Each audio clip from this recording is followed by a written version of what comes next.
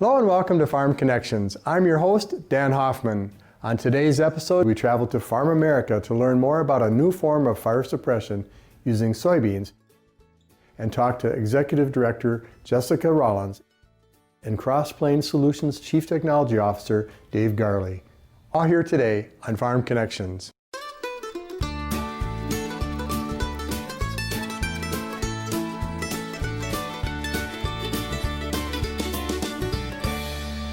Welcome to Farm Connections with your host, Dan Hoffman. Farm Connections' premier sponsor is Minnesota Corn.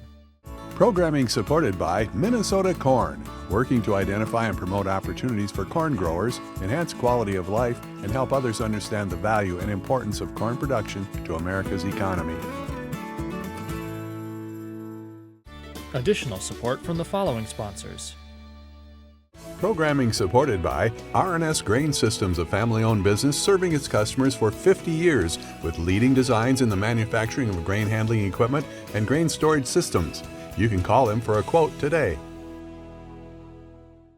Programming supported by EDP Renewables North America, owner-operator of Prairie Star and Pioneer Prairie Wind Farms in Minnesota and Iowa. EDPR wind farms and solar parks provide income to farmers and help power rural economies across the continent. Mower County Farm Bureau Association, a KSMQ broadcast sponsor, advocates for agriculture based on the policies and beliefs of its members. It's dedicated to making the voices of its members stronger. You can learn more about membership benefits at fbmn.org. Program supported by employee-owned AgVantage Software, Rochester, Minnesota, celebrating their 50th year designing and developing agribusiness software for grain elevators, feed manufacturers, producers, fertilizer and chemical dealers, co-ops, seed companies, and fuel distributors.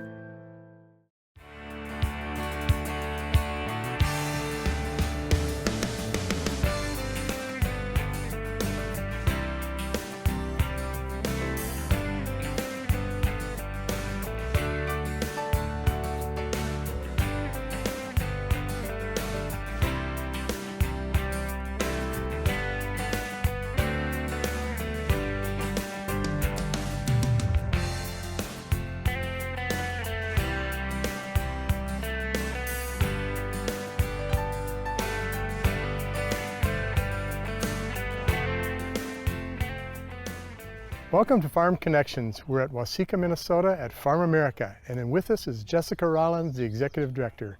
Thanks for joining us.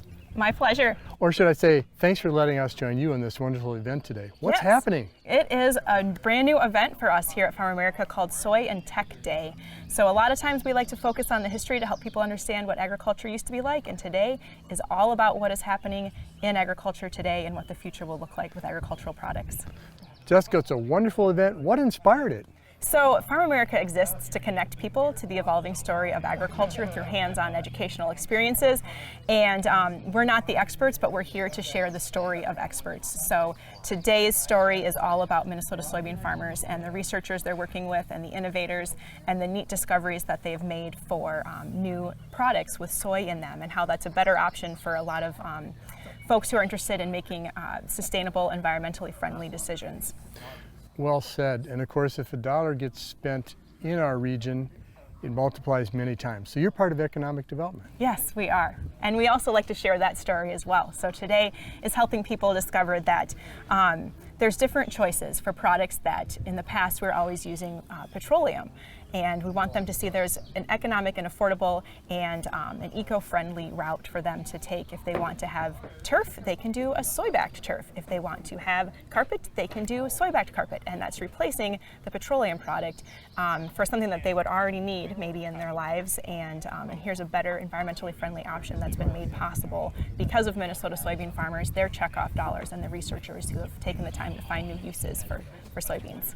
Well, you brought an excellent point up. The farmers are actually helping fund the research by so many cents or dollars from their sales of bushels of soybeans going back into things like research. Right, and it is, sometimes we forget that it starts on the farm there with those soybean farmers, and they also have a say in where those dollars are being spent to help make a difference. So we may not always know a farmer. I know a lot of consumers don't feel like they do, but they can rest assured that farmers are making good decisions to help our environment, our water, our soil be better in the future. Our farmers live here too, right? Yes, that's right. They drink the water, they live on the land that we're talking about. And we have the same kids who want to have the same fun hobbies on the lakes and the rivers and breathe the same air. So we're all here to try to make it better. Well, even today you dipped a little bit into the medical world because the fire people talked about carcinogenics that come out of non-ag products like Yes. petroleum products and fighting fires. Any Correct. thoughts about that? I am flabbergasted that people volunteer to be firefighters. It is such a dangerous job. They're putting their lives on the line with fires, and then they're also putting their lives on the line when they're using a foam product that has PFAS in it. That forever chemical doesn't go away and is actually causing cancer in more firefighters than it is in other people because they're using a product that's not healthy for them or the environment. So there's this solution. Cross Plains Solution has come up with a soy foam. So firefighters can be putting out fires, saving their communities, saving themselves because they're using an environmentally friendly product that once the rain washes it away, it is gone. It is made from soy, and that's a really great story to be telling. And it's really an honor as a farm girl whose checkoff dollars, soybean checkoff dollars, are going to this research. It's an honor to know that what we're doing is making a difference for our community and for the firefighters. And it must feel good as executive director of Farmamerica to be helping them tell that story. Yes, for sure. So like I said, our mission is to connect people to that story of agriculture. And this is a story that people maybe aren't hearing yet because soy foam is still a fairly new product, especially in Minnesota. So for us to be that space to share that story is really exciting and rewarding for us.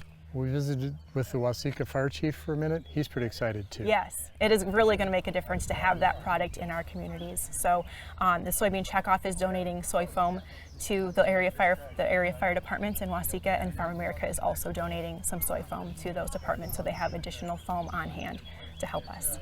And certainly you have a wonderful visitor center that you also open up to the public, sometimes for charge, but what is possible? Yeah, so we have a conference room that can hold about 250 people in like a wedding venue style. So we have a decent amount of weddings happening in our conference room, business meetings, annual meetings. We just had a bridal shower. We also just had a baby shower and lots of graduations because nobody wants that mess in their yard, in their house, in their garage. It's way better to just have it off site. Plus we have great parking. So it's a win for us and it's a win for them. And there's so much interesting happening here. So if someone wants to find out about youth camps or other programming, is there a website they can go to? Oh, easy peasy, farmamerica.org. Super simple to remember. They can also follow us on social media on Facebook and Instagram. Nice. And Jessica, when we think about the future of Farmamerica, we look out a ways, what would you like to see here going forward? Going forward for Farmamerica, I think our future really depends on telling the story of today's agriculture and tomorrow. Like we saw today with all of these great activities and demonstrations happening, it's an industry that's booming and there's technology all around us and we need to be lifting that story up for our community to understand the career opportunities and the economic opportunities that agriculture offers us. And well said, and if it happens to be raining or snowing, you've got a wonderful display inside. Anything you can share on that? I love our display inside. It is our Agriculture All Around You Discovery Center. So it's really helping people discover that everything stems from a natural resource or from a farm. And they experience that through a scavenger hunt style opportunity through a home that we, like a vignette home set up. And they pull open drawers and watch videos of local farmers and realize that, again, like I said, everything is coming from agriculture and natural resources. And then we have another really fun day in the life of a farmer video that they can experience where they have to make choices like a farmer would. And I think that's a good juxtaposition to the history that they're experiencing out on our walking path. Wonderful. And that website again, please? Farmamerica.org. Thank you, Jessica. Keep up the good work. Always. Thank you. Thanks for tuning in. Stay tuned for more on Farm Connections.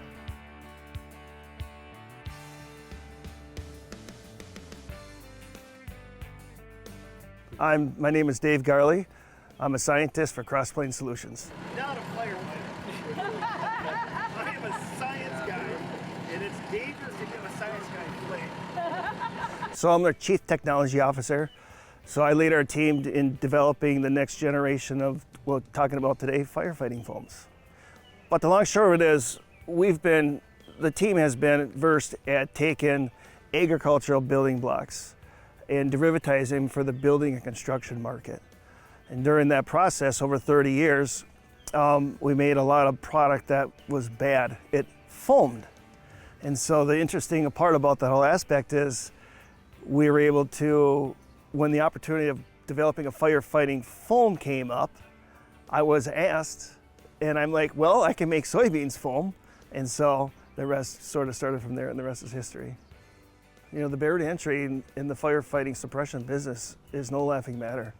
And so if it wasn't for the United Soybean Board and the farmers in general, where 0.5% of the checkoff dollars get resubmitted to projects like developing firefighting foams, it's physically impossible, feasibly. So we're taking, when the soybean goes to the market, goes to the crush facility, you get basically two byproducts. You've got one is the liquid gold, the oil, and there's highly value and sought after demand for that, especially with the biorenewable diesel coming online. And then the byproduct for that process is meal. And so it's the meal part that we're actually utilizing to build out firefighting foam.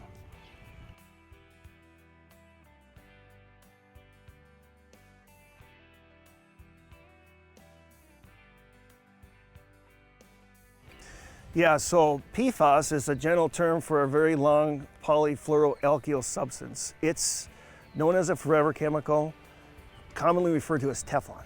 So it's a wonderful chemical with respect to its performance capability of oil and grease resistance. Works great in frying pans because your eggs don't stick to it. The unfortunate thing is that chemical has made its way into mainstream.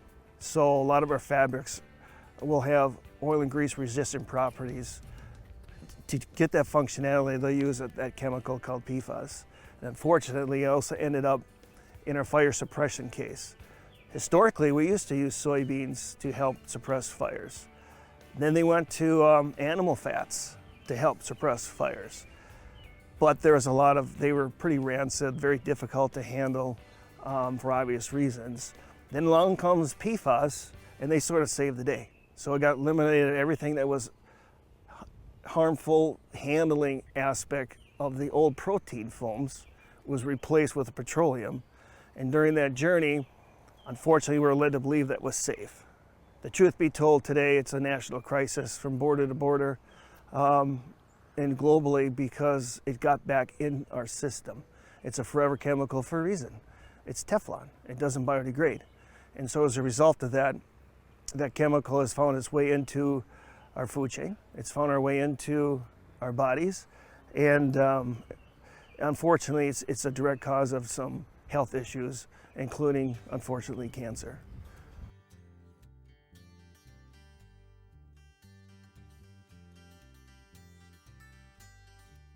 Yeah, so PFAS works great.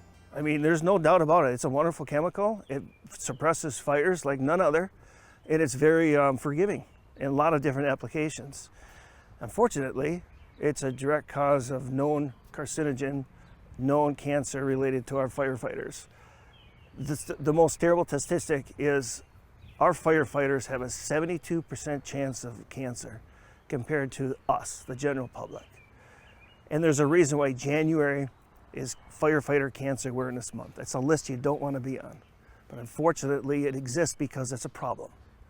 So one of the main attributes to this is the environment that they have to put themselves into. Unfortunately, it's not Grandma and Grandpa's house with wood and nails that started on fire. That house today is a pile of gasoline because it's directly derived from petroleum byproducts. And during that journey, we also incubated PFAS into the fire suppression system. So the firefighter has no chance.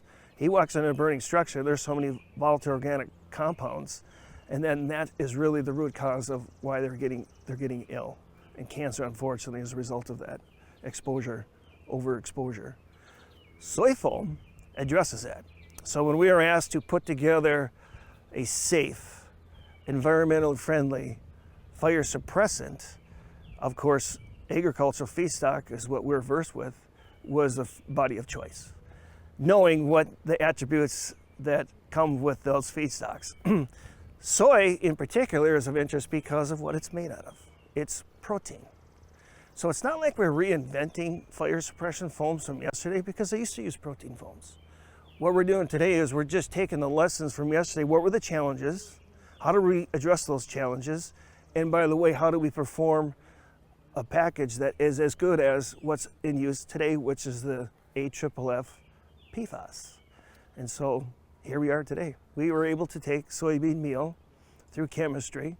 We can derivatize it into a functional, flowable, shelf life stable fire suppressant that is, you saw demonstrated here today, and it's been charged across the country. How do you make all these claims to the environmental stewardship of your fire suppressant? That is where the money comes. So to go through this exhaustive testing to the claims takes a lot of farmer checkoff dollars, and they were very supportive in funding those efforts because they also want to know, right? We want to be armed with knowledge and facts, so we go to the community, hence the placket that you're holding. We can hand this out to the community in the event there's a threat that needed to be eliminated. There's foam everywhere. So during that journey, biodegradability is a big factor. So our Environmental Protection Agency has a standard called Ready Biodegradable. To be considered ready biodegradable, your chemistry has to be degraded in 180 days, 60% of it. Because we're using soybeans, we're 69% at 18 days, and that's exactly what we want. So we want to keep it contained with a shelf life in a bucket. When the fire department has to go out and eliminate a threat, like a fire, they use it. There's foam everywhere, but there's no costly remediation. In 18 days, it goes bye-bye. And so when there's foam everywhere, we just let Mother Nature reconsume herself. And that's the beauty about the environmental impact study is we're able to do, the only way we can do that is because we're using soybeans.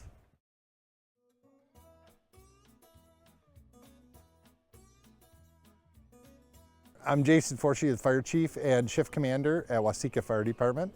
And the soy foam has been a great product that we're getting to know more about. I love that it's safe for our people to work with. It seems to do an excellent job suppressing fires and doing different things that we need it to do. And I'm pretty excited that it's something that's from the local, from the ground, and a product that our farmers have, comes from their fields. In about a half hour, that foam is gonna leak down to the bottom all the way through that product in a packed thing of like potting soil, and in a water will not. It'll stay on top and it'll take. Sure, just the old foams that were out there were really dangerous. They weren't good for the people. There's some lawsuits. There's cancer that it's caused in firefighters, and these new products that are coming out are a lot safer for our people, and that's really the #1 key. The hope with the foam is we continue to move in the right direction and get them to being the safest product that we can use for our people, and they still do an excellent job of doing what we need it to do. Yeah, I think the one that I really liked is when they did the fire break and different things like that, where it stopped, there was good product on the other side that was dry. It should have started up and it didn't. That fire break that they put in, the preventative opportunities to use this product is immensely, I think is going to be great for the fire service, and we're excited to be able to partner with the local soybean growers to use their product.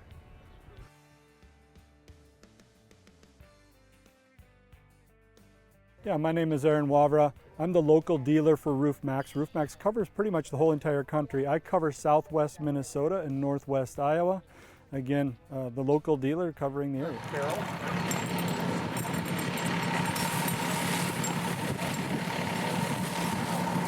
So RoofMax is essentially a roof replacement alternative.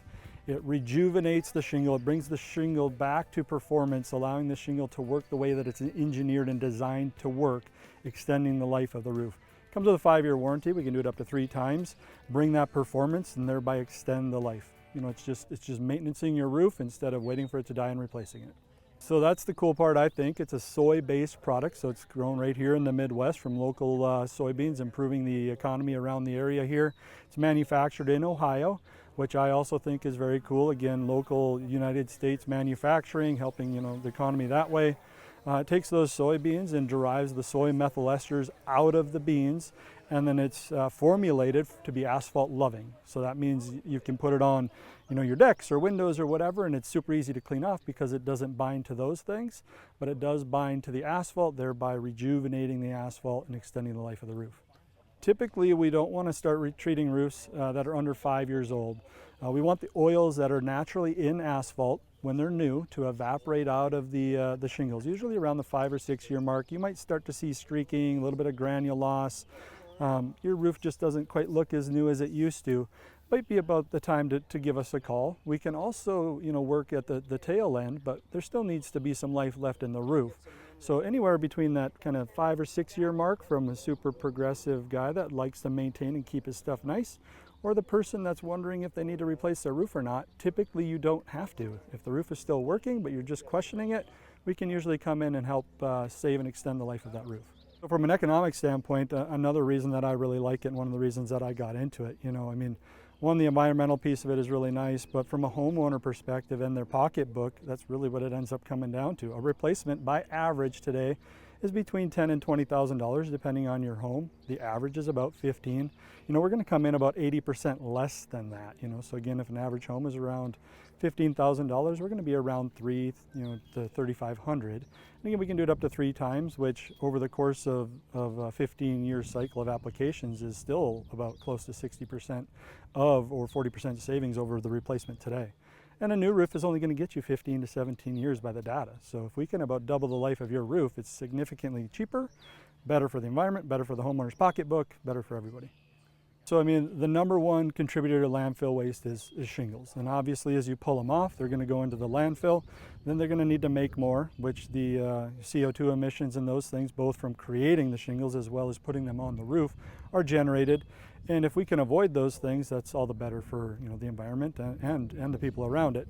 So the biodegradable nature being a soy-based product, it's again locally grown, it's sustainable, all of those things that we're really looking for in an environmentally friendly product. In this case, also benefits the pocketbook, which typically isn't the case when you're looking at green or environmentally friendly products. Yeah, so granules, most people don't understand that granules, their main purpose is for UV protection. Color is a secondary. Erosion, hail protection, that's all secondary. It's all about the UV protection. When those oils are in the shingles when they're new, the granules are there to protect those oils. Just like when they put asphalt roads down, they put rock on top. That's to help allow the UV to be reflected off. When those granules start to come off, it exposes more asphalt. So we would want to kind of see where we're at from that point. It's one of the main factors we're going to look at when it comes to being able to issue a warranty or not, is if there's enough granules left on your roof. We put the oils in, and then we need that protection to maintain those oils and that performance. Yeah, so along with a lot of other improvements that you're seeing in the soybean markets with new technologies and products, there's a lot of them. They're coming up all over the place because of the emphasis behind it. Roof Max is got some of the most potential when it comes to opportunity. The amount of roofs that are out there, 9 out of 10 roofs are asphalt roofs, and about 1 out of 7 are replaced every year. And most of those don't need to be replaced if you can just get a hold of them and get on top of them with a Roof Max application and service. So again, the amount of opportunity from an economic standpoint for the soy farmers and the soy economy is immense if we can just spread the word and help people understand that this product is even an option.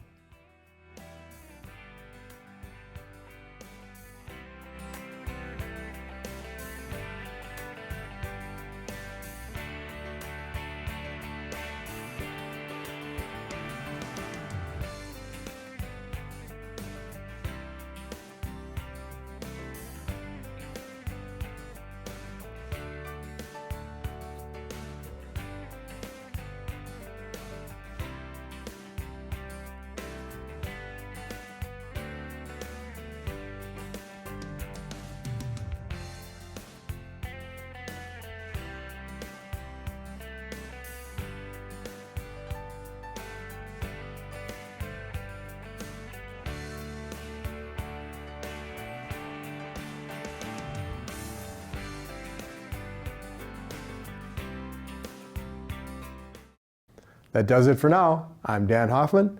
Thanks for joining us here on Farm Connections.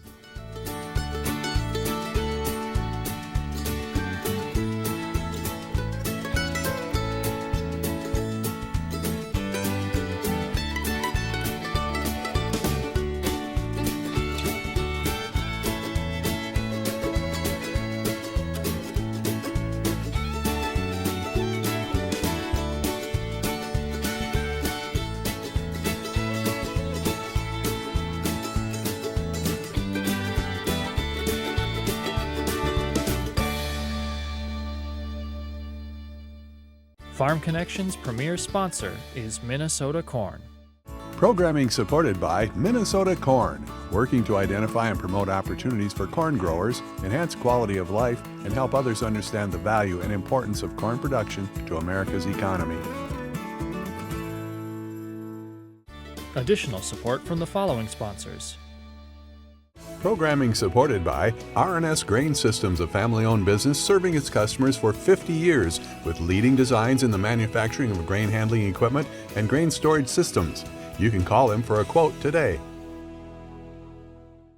Programming supported by EDP Renewables North America, owner-operator of Prairie Star and Pioneer Prairie wind farms in Minnesota and Iowa. EDPR wind farms and solar parks provide income to farmers and help power rural economies across the continent. Mower County Farm Bureau Association, a KSMQ broadcast sponsor, advocates for agriculture based on the policies and beliefs of its members. It's dedicated to making the voices of its members stronger. You can learn more about membership benefits at fbmn.org.